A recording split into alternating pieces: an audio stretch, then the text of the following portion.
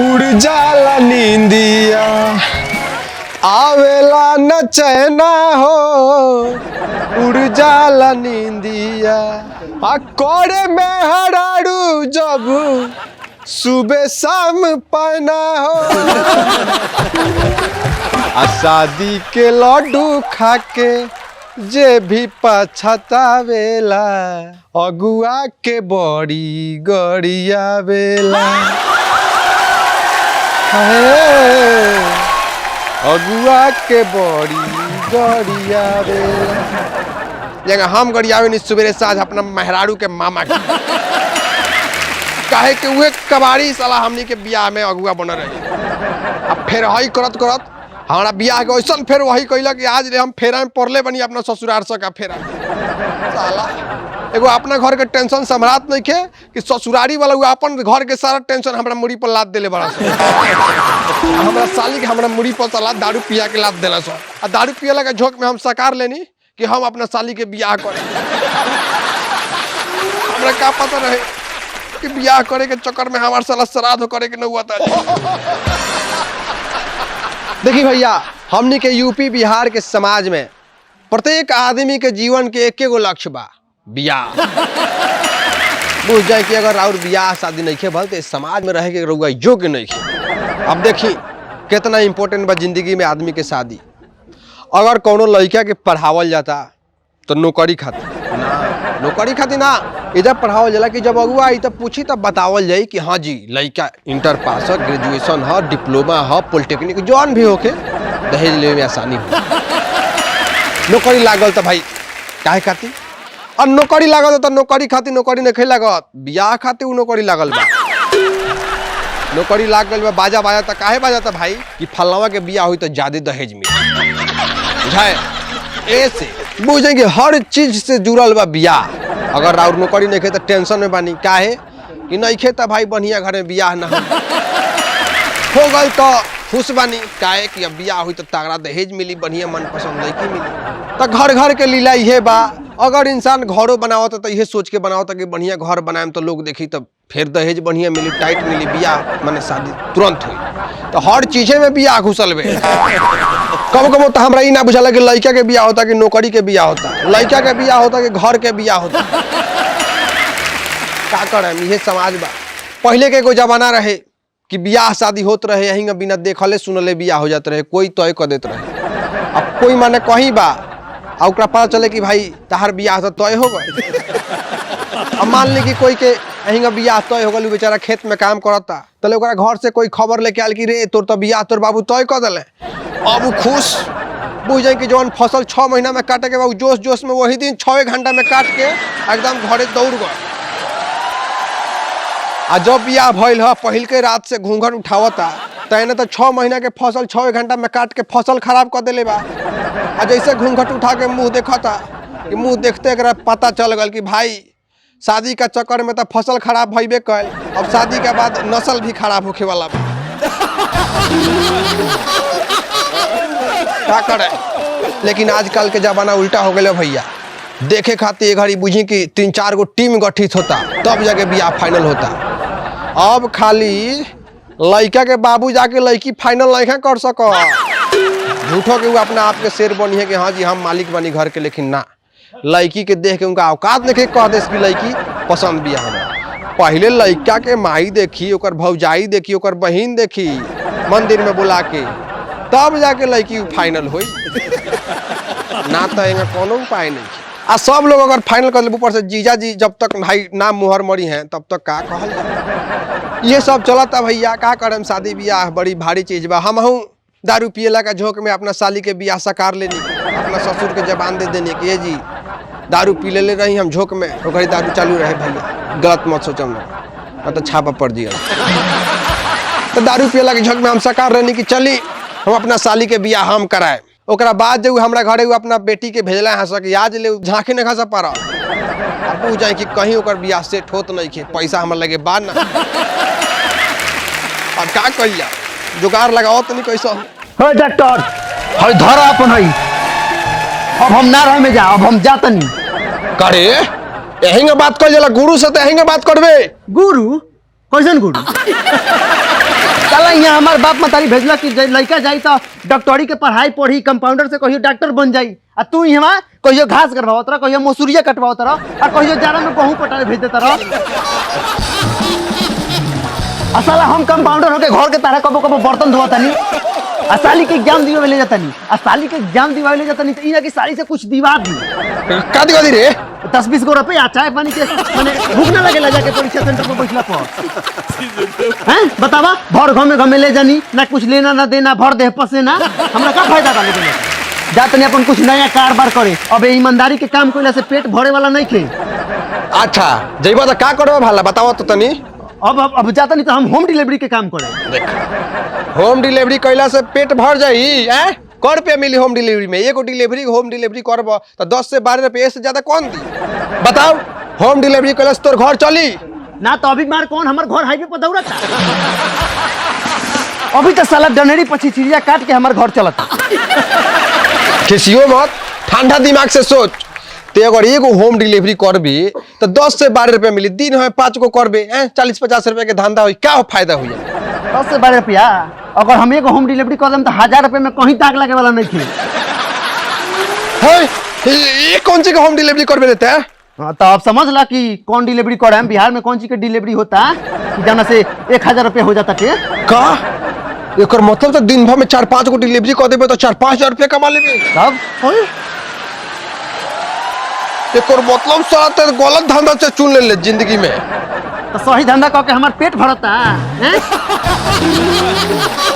साला यहाँ ईमानदारी के धंधा करत करत तो यहाँ काछा पहने के पैसा नहीं खे काछा फाट के मच्छरदानी हो गई बा। साला परिवार में एगो हम ही बानी बियाह शादी करे वाला और वो अगुआ तना से तो बियाह शादी होत नहीं खे कहत से लड़का गाल धस गइल तक हम छेनी हाथ से तहार गाल धसैले बानी हैं हां तो टाइम पर खियाई तो आज इहे दशा भर रही देख के साला ते ही बताओ कि तोर पेट कातना से भरी रोज रात के उपासे तो हम सुतता नहीं 5 आदमी खाती आटा सनाता रोटी बनाता सब्जी बने तो लेते साला मीठे से रोटी सब खा जाता जीजा जी अब हम यहाँ ना रहे हम जाता नहीं भाग जाए काहे की रहुआ था हमार ब्याह करेम ना भाग जेबो कोनो के साथे हाँ त हाला काहे खाती करता रू खान सर के वीडियो ना देखेलू खान सर का कहले कि मेहनत इतनी खामोशी से करो कि सफलता शोर मचा दे वो कैसे देखो हाला करबू तो कोई धर ना ली है हाला करबू मुदई में खाली लोग बता के पकड़ के घर में फिर ले आदी है का फायदा भागला से यही से चुपचाप 3 बजे भोर में पिछुती से भाग जा कोनो के साथे आ जब भाग जेबू आ 2-3 साल ओकरा साथे रह जेबू तो ऑटोमेटिक नाना मुना हो जी तो शोर मचा दी है कि ना देखा था मेहनत खामोशी से करबू तो सफलता शोर मचा दी हमर पैसा बच जाई भागे के तो हमरो मन करेला हम भाग जाए तो सबके इज्जत ना चल जाई इज्जत चल जाई तारा खानदान के इज्जत बा कहीं है बताओ बा इज्जत बा ना तनी मुनी इज्जत बा बड़का इज्जत बा। अच्छा तू ही बताओ तहरा गांव के साला कौन ऐसा लड़का सियान बा जौना के चक्कर में भाग के तू 2-4 जिला के चक्कर नहीं खुल गई पूरा साला जानता जान गइल बा हमरा का माने मूड़ी पर सवार भर है कि दारू पी के हम सकार लेनी कि हम साली के बियाह हम कराए हैं तहार पियक्कर बाप तो दारू पी के साला सब जमीन बेचता हमरा मूड़ी पर ध देले एकरा के जौना के चक्कर में तू 2-4 जिला के चक्कर नहीं खुल गौले ना एगो लड़का बाच ना गइल रहे कौन वो टुनटुनवा टुनटुनावा उ तो साला लंगड़ बा उ लंगड़ रूस लेके तू भाई के ओकरो के फिरक करलो बाप रे बाबू केंगा भागी भाई हैं बताओ मुड़ी पर लेके भक्तू ओकरा के छैटी में तब वो बाचल बा नो ए जी अभी हमरो बारे में सोची लो हमरो साथी अभी तक कुछ ऊंच नीच नहीं के भइल रोज हम इनका दुआरी पर बोरा बिछा के सुता तनी आ गीत गावा तनी बोला कहिया हमारा आई बारी हो हम कॉल ले बानी पूरा तैयारी हो साले तू कहां से भगवाए तार लगे भागे के भाड़ा बा पैकेट में 10 रुपया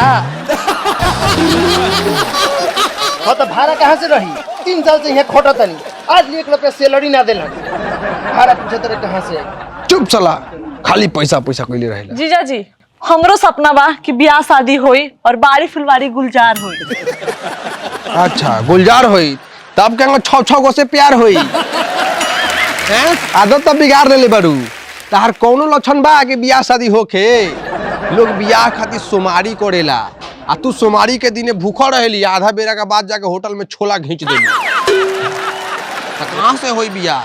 जीजा जी ये सब छोड़ी ना, कौनो लड़का के देख के हमार बियाह करा दी ना। अरे का बियाह करबू, बियाह कइले से का होई बताओ। जैसे तू बियाह करके जइबू अपना मर्द के घरे, ओ बेचारा के तुरंत समस्या खड़ा हो जाई हैं। आ समस्या जब खड़ा हो जाई तब बोझ जा कि 2-3 साल में और समस्या पैदा हो जी है सब तो का होई। ये हम न्याय ना होखे तो इंसान के साथे बहुत गलत हो, जैसे हमरा साथे आज गलत हो रहा बा। ऐसे हम तरह से कहत नहीं कि 2-3 साल खेपो, अभी हमरे मुंह देखे दो। हमरा मुंह में का पीड़ुआ पड़ल बा कि हमारा मुंह देख के ना रह। चुप, इनकर जीजा हम है कितने हैं बताओ। इनका बहन से बियाह करे के कुर्बानी हम न देले बनी, तब कुछ तो हमरो के तनी फेयर लवली के सवाल बुझाता बात बुझाता रे नु।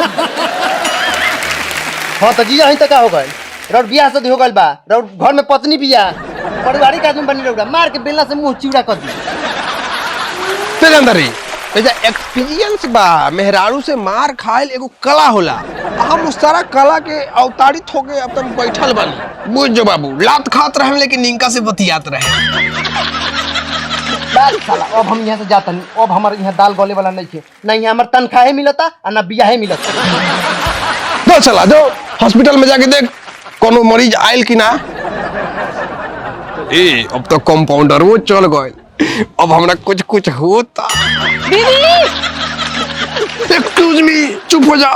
काल के मेहरारू के पिटाई हमरा तनी भी दुखाते बा, खाली तू पिटवा देलू हमरा के। अब हम तरह से ना बोले, कट्टी सो गल जा।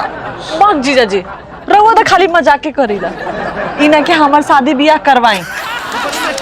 अब रहुआ नहीं नु करत, ऐसे हम अपन फोटो अखबार में छपा दिले बने 1500 रुपया देके, तब वो कौनो नहीं खनसावत बियाह करेला। जीजा जी रहुआ कुछ करे ना। करे लेकिन तू कुछ करे देबू तब हम करे।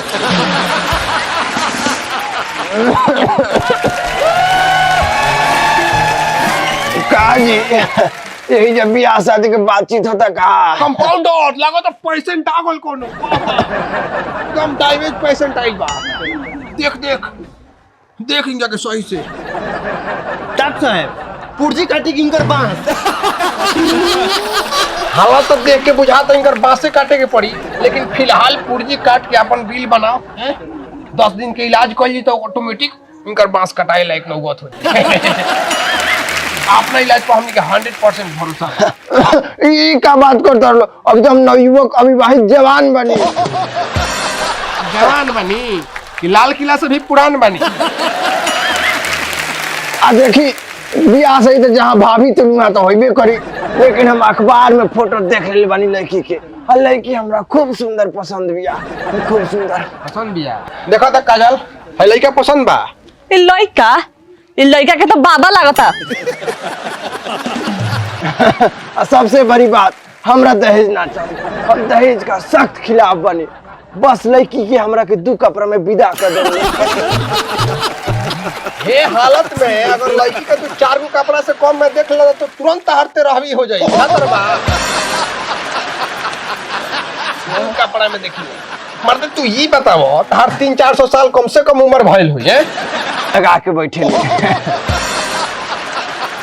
काहे कि बाकी कहीं लागी तो हम बर्दाश्त कर जाओ, बाकी वजह लागी तो हम तो पास कर जाए। अच्छा तो आइए गल बनी तो का लेम बोली, चाय लेम की पानी? देखी पहले तो हम सांस लेम ओकरा बाद तनी सा खांस लेम। ए जी रहुआ ईमानदारी से बताई, रहुआ बियाह शादी खाती ढेर पुरानिया नहीं हो गई? वो तो हमरा पहले लागत रहे, लेकिन जब से राउर अखबार में हम फोटो देखले बनी तब से हमार जवानी खरा हो गई। अरे वाह,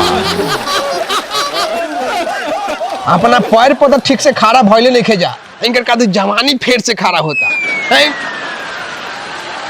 देखो आ गइल बड़ा तू गलती से जा, तहारे जब बियाह शादी होखे वाला नहीं खे, निकल जा चुपचाप बियाह से। ना जी ना, अगर गलती से रेगिस्तान में बारिश हो जाला तो ओकरा की गलती ना कहल जाला। यही से अगर भगवान हमरा के जब भेजने बारे तो कुछ सोचिए समझिए के भेजले हुई। अच्छा ये बताई रउआ का करीला? बुझ जाए कि हम मास्टरी से रिटायर बनी, 60,000 रुपया पेंशन आवेला हमरा। आ जवन 50-100 बीघा जमीन जाथा बा ओकरा के सैंत के रखले बनी अपना वंश खातिर। ये बात बा। 1 मिनट रुकी, हने आओ साइड में। कल जाओ, बुढ़वा तो मालदार पार्टी बुझाता, ये हमनी के गरीबी दूर कर दी। ठीक बा, एकरा से तू बियाह कर लो। आ का कुली बियाह जैसे भइल इनका के अपना अस्पताल में भर्ती कर के जहाँ 2-3 महीना के कोर्स कई नहीं इलाज के कि त पास हो जी हैं। ओकरा बाद तो सारा संपत्ति के मालकिनी तू हो जेबुए। ओकरा बाद वही पैसा से तार फिर से बियाह कर दिए नीमन घर में। बुझा दरू का जीजा जी बहुत दिमाग लगेले बनी। हमर सैलरी मिल जाई। हां तोरे मिल जाई। का बात चलो तला बात होता कि लड़का माने हमनी के पसंद आ गल। तोहरे पसंद बा लड़का? लड़का एकदम रहुआ अविवाहित नवयुवक जैसे कहता नहीं ऐसा बात बा। राउरा से बियाह होई, पंडित जी के बुलावल जाता, बात विचार फाइनल होता, तुरंत राउर बियाह हो। हाँ हमरो लगा तनो कि रउए हमर स्वामीनाथ बने। यही से तो हमारा अभी तक बियाह नहीं के भइल। तब अब दोनों आदमी के भगवान जोड़ी ऊपर से बना के भेजले बारे तब कैसे बिछोड़ी रे बताइए। बस बस बस हम लड़की के बस एक बेरा छुए के चाहता नहीं। हम जीवन में एक बेरा लड़की नहीं के छुए बर्दाश्त हो जाई ला इधर हाथ दे छू ला छू बताइए कि करंट मार दी। बुझा दे एकरा के भर्ती करे के पड़ी। भर्ती कर सलाई मरी तो बहुत दिक्कत बने जो ले जो लागत यो पार्टी बिचिल गल हो। साला का कहीं किस्मत में तहार का लिखल बा, ऐसन मुर्गा साला गड़ई हाथ में से बिछुल गए। अब का होई का ना, ये बुढ़वा से बियाह हो जी तो सारा कर्जा पैसा से आदमी उबरी न हो जाए। पार्टी साला बिचिल गल। के हाजी जे अखबार में अपन फोटो छपवैले में बियाह करे खातिर देखिए है नेचुरल ब्यूटी आ गइले। अरे हम कितना लड़की लोग से बियाह करी जेने जातनी उन्हें हमारे पर मरतरी सो। अच्छा मरतरी से कि मारे खाली तहरा के रख देले बाड़ी सा। अरे उहे मारतरी सो चाहे मरतरी सो कुछ तो करतरी सो। आ कितना लड़की हमरा खातिर नस काट लेली सो। अरे हम बरलो नु बानी खूबसूरत, देख लो ऊपर से नीचा तक ले मोती झरता। हाँ वो तो लगते बा, भगवान तारा ऊपर एकदम कोयला के पानी चढ़ैले बड़े। वाह खूबसूरती तो लौकता। अरे हाँ जी यही तो खूबसूरती बा नेचुरल ब्यूटी के।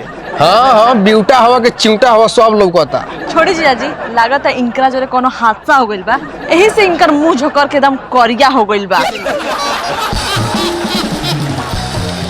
का हो एगो बात बताओ, चेमनी पर चढ़ के झांक के देखत रह का आगे ईटा पाकल बा कि नहीं पाकल है? यही से चेमनी का धुआं से तार मुंह झोकर गइल बा कि तार नेचुरली खूबसूरती बा? अरे ना जी ये हमार नेचुरल खूबसूरती बा। नेचुरली बा। अच्छा नहाला तो का करेला, पाउडर मुंह में लगावेला कि तावा पर अपन मुंह से केला जे कजरावटा से काला हैं? अरे अभी हमारा बारे में क्या जानता रहो लोगिन कि हम कितना लड़की लोग के रिजेक्ट कर देले बनी। ऐश्वर्या राय के शादी पहले हमारे से फिक्स भर रहे। इहो बात जान जाई ऐश्वर्या राय हमारा से अनैसे पड़ी है 20 ना। लेकिन हम मान लेनी कि लड़का से लड़की के अनैसे रहे के चाहिए, काहे कि मुट्ठी में रहियन से ना तो बिहान भैला से मूड़ी पर चढ़ के मारे लगी। हम देखत नहीं कि समाज में का होता, लेकिन हम अपना मेहरारू के बस में रखे के चाहते। अच्छा रउआ ई बताई कौन काम धंधा करीला? काम अरे काम धंधा के का पूछे के बा, खुद के मालिक है खुद के बॉस बनी। अरे ढेर मत बात घुमावा, साफ साफ बतावा ना का करेला। भीख मांगीला। भीख मांगेला और बड़ा बड़ा भाषण देता रह। देखी बड़ा बड़ा बात ना रही तो बोलती ना हो, बोले से ज्यादा करे पे विश्वास रखीला। एगो और इम्पोर्टेंट बात, हमार बियाह फ्री में ना होई, ओकरा खातिर बड़ियार दहेज चाहिए। काहे कि हम हई नेचुरल ब्यूटी। और सबसे इम्पोर्टेंट बात कि तिलक के दिन किचकिच ना होके के चाहिए, और उरा सकान होके त सकारी आ न त मत सकारी। काहे कि है नेचुरल ब्यूटी के समय बहुत कीमती बा, नष्ट मत करी। अच्छा तहार डिमांड का बात नहीं बताइबा भला, हमू सुनिए ली तहार डिमांड। सबसे पहले तो एगो फॉर्च्यूनर चाहिए सब्जी उब्जी ले आवे खातिर। चढ़े खातिर देवेंद्र गाड़ी चाहिए, ऊपर से 51 लाख रुपया नगद, और मारो में 1.5 किलो के सोना के चैन पहना देम लोगिन ताकि मारो के शोभा बढ़ जाए। अब पर पटीदार देखू तो कहो कि लड़के के उचित दाम लागल बा। इ तहरा हिसाब से कुछ कम नहीं हो जाते हैं। अरे कम तो बढ़ले बा, लेकिन वो तारा लोग इनके मुंह देख के हम छोड़ देनी है। देखने में गरीब लागत है ना, तो इतना नेचुरल ब्यूटी के किनल तो बहुत मुश्किल बा। अरे ये तो हम कमे मांगत नहीं, वैसन लड़की से शादी करे खातिर, न तो रोज ऐसे सुंदर सुंदर लड़की अगल बगल से गुजरेला लोग कटोरा में 2-4 रुपया डाल के। बताई प्यार ना करेला लोग तो यही ना पैसा डालेला लोग कटोरा में। तो भीख मांगे हवा तो का डाली हस हैं? अच्छा भाई भिखारी से बियाह करे खातिर हाथ ना दहेज। Oh hello excuse me, this is natural beauty hair. भीख मांगा किसको बोली? ये मेरा जॉब है, हम इस लड़की को रिजेक्ट करते हैं। तो तारा से बियाह के करता भागो तो मारन चप्पल से की। 1 मिनट, अगर चप्पल से ही मारे के बाद तो बाटा कंपनी के नीचे के चप्पल से हम ना पीटा नहीं। अच्छा बाटा कंपनी का चप्पल से तो ना मारल जाई, लेकिन टाटा कंपनी का चटकल से लागी 4 चटकन नहीं, तभी दिमाग होश में आ जाई। कंपाउंडर ले आओ तो भाला मार जाओ, भाग जल्दी जैसे। अरे ऐसे कैसे चले जाएंगे? 10 रुपए किराया लगा के बियाह करने आए हैं। कंपाउंडर ले आओ तो भाला मार